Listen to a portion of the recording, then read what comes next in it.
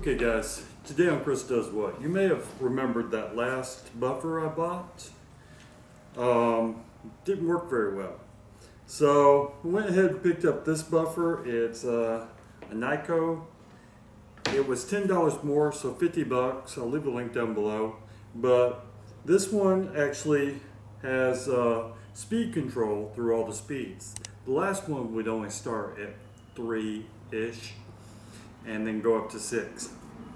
So there's one, and then as you want to go faster, you just roll it up. So it's got some weight to it. This is a brushless motor in this, and it has plenty of power to you know, we're doing the boat, but I also did, you know, the cars around here. Works pretty good.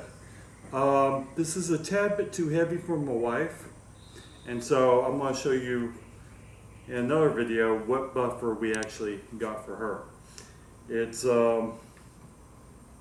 great buffer, and the only downside I hate on this is if you buff and then you try to push it again, it won't push until it completely stops.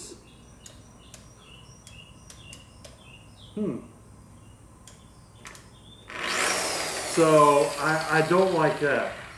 It takes, you have to sit here and wait for it to recover. See, there it goes again. So that's the only thing I don't like about it, is it's not an instant start, instant gratification buffer. But if I'm setting it, buffing, and I just set it and go, works pretty good. It will do a 7-inch disc quite well, and that's my 2 cents on it. If you like this channel, please subscribe. If you like this video, hit that like button. It's down there, looks like this, and y'all please take care.